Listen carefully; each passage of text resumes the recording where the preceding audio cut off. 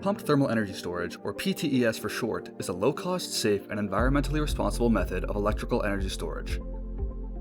PTES works by using electrical energy to transfer heat from a cold reservoir to a hot reservoir. Then, that stored heat can later be used to generate electrical power through a heat engine cycle. This means that accurate measurement of heat transfer is critical for evaluating system performance in PTES. For single-phase fluids such as water, this can be achieved by measuring the temperature difference between the inlet and outlet. However, this task becomes difficult for a two-phase ice-water slurry, which is a special mixture of ice and water that acts as the PTES cold reservoir.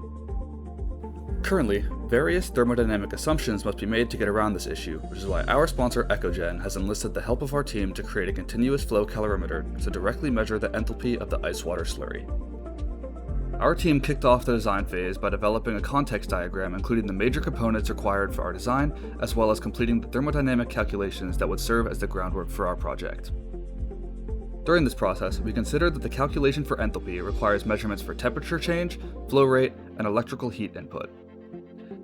This meant that the key components of our design would have to include temperature sensors to precisely measure temperature change, a pump and flow meter to control and measure the flow rate, and a variable heat source to provide a set heat input.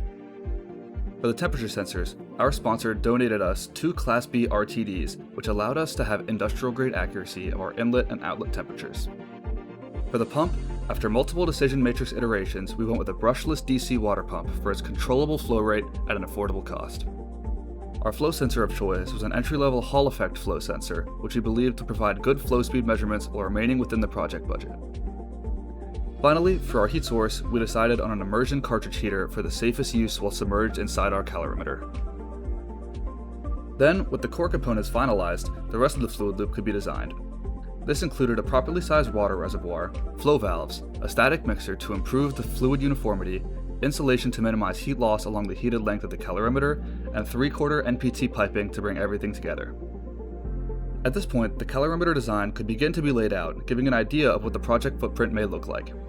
Then, once all of the components had arrived, the calorimeter fluid loop was fully assembled and passed extensive leak testing after minor sealing adjustments.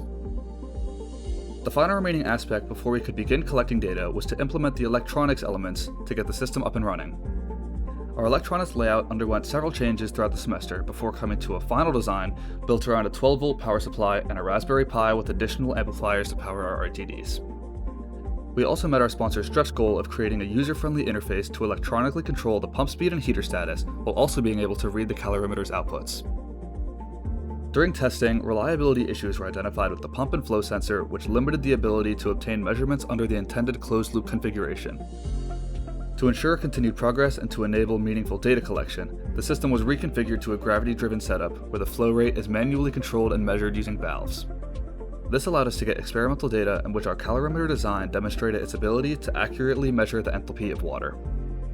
As a result, the project successfully established a proof of concept for a continuous flow calorimeter, providing a strong foundation for future design iterations and further development towards accurate enthalpy measurements of two-phase ice-water slurry systems.